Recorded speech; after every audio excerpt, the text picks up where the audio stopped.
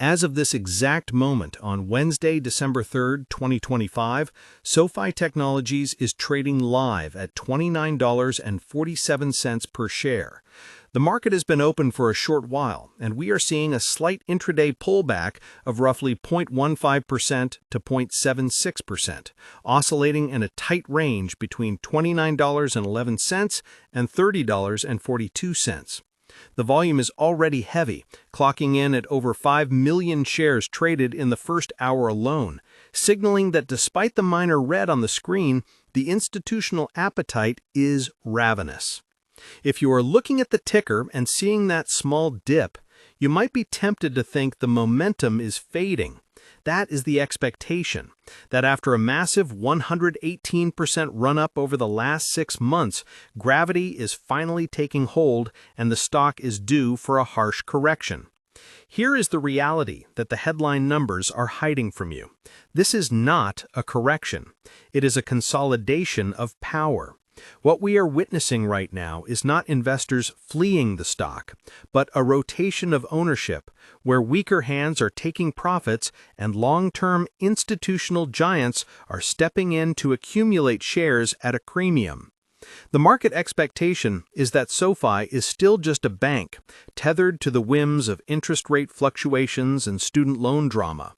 The reality you need to grasp is that SoFi has quietly shed its skin as a simple lender and has effectively become the Amazon Web Services of modern finance. While the retail crowd worries about a 50-cent drop in share price today, the smart capital is looking at the third quarter earnings from late 2025, which revealed a company that is no longer just surviving the fintech wars, but is actively dictating the terms of surrender to legacy institutions. To understand why this price action at $29.47 is so critical, we have to look at the immediate technicals.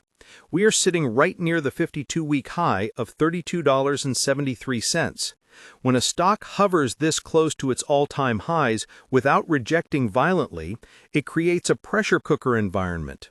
Traders call this a flagging pattern. The price is catching its breath. You have to consider that just a year ago, this stock was languishing in the single digits, ignored by the broader market. Today, with a market cap pushing over $35 billion, it is demanding attention.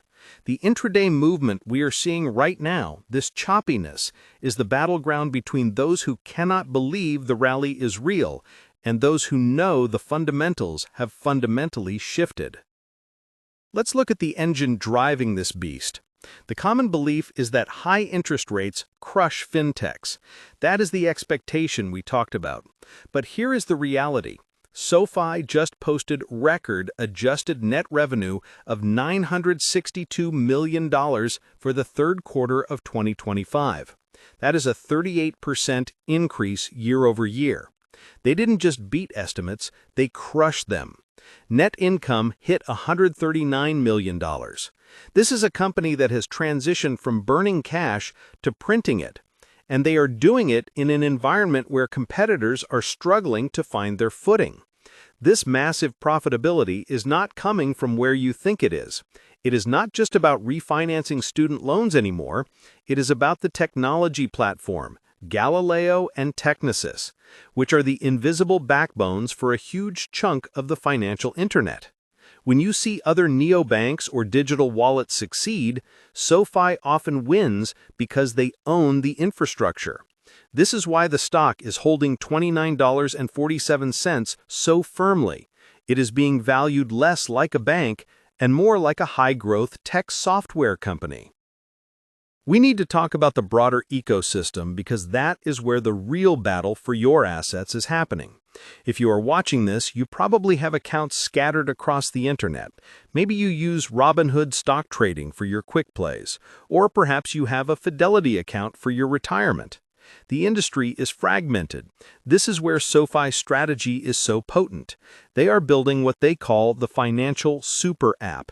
Think about the friction you experience when you try to invest online. You might have your checking account at Chase, your individual brokerage at Interactive Brokers, and your crypto somewhere else. SoFi wants to destroy that friction. They want you to do everything: borrow, save, spend, and invest in one place, and the data shows it's working.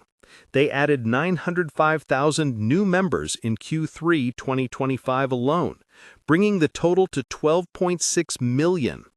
That is 12.6 million people who are increasingly likely to stop using Fidelity Wealth Management or Schwab Intelligent Portfolios and start consolidating their financial lives inside the SoFi walls. This brings us to a critical comparison. When you look at Interactive Brokers' trading platforms, they are fantastic for professional traders who need deep tools and low margin rates. Interactive Brokers' fees are competitive, and the Interactive Brokers' account structure is robust, but it is complex. It is intimidating for the average person.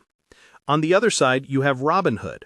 The Robinhood app revolutionized the interface of trading, making it feel like a game. Robinhood Investments brought millions of young people into the market. They expanded into Robinhood Crypto, Robinhood Cash Management, and Robinhood Fractional Shares.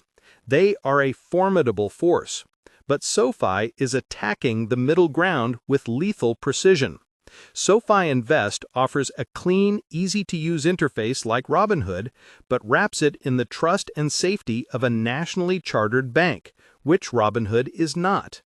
When you use SoFi investing products, you are getting a suite that rivals the big boys. SoFi stocks and SoFi ETFs are commission-free, which is standard now, but they also offer the SoFi Robo-Advisor for those who want a set-it-and-forget-it approach, similar to Fidelity Mutual Funds or Schwab Intelligent Portfolios.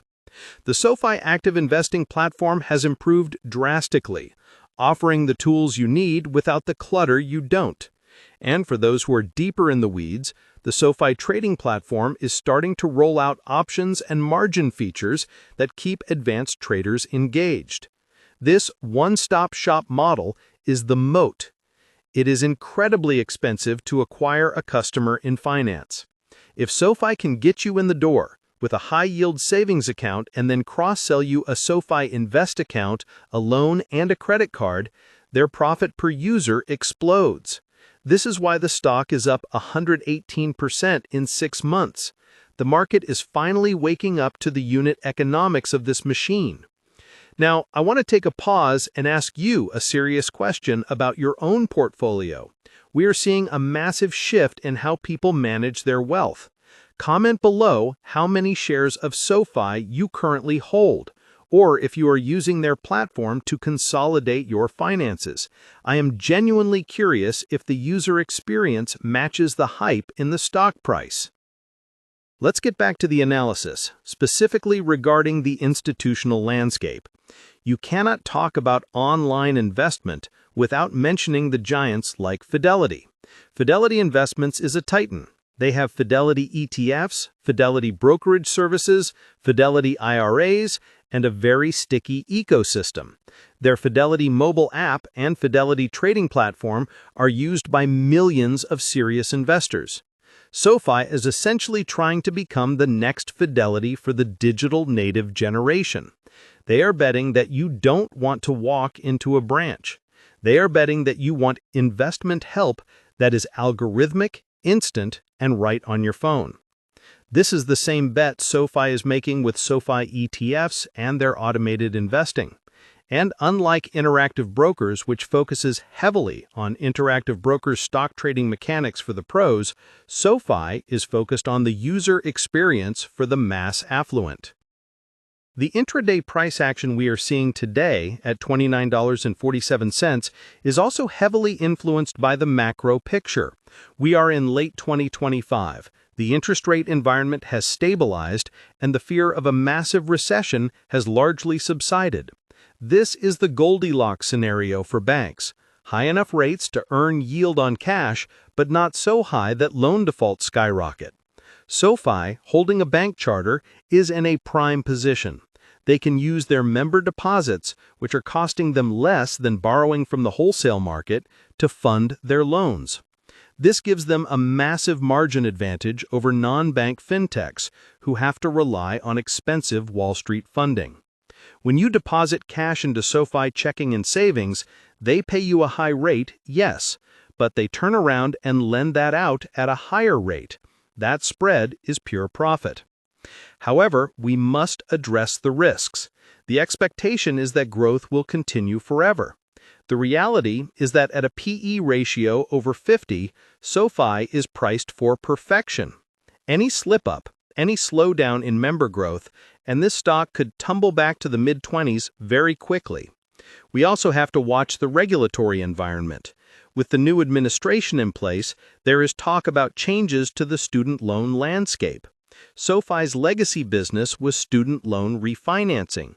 While they have diversified, a hostile regulatory change could hurt sentiment.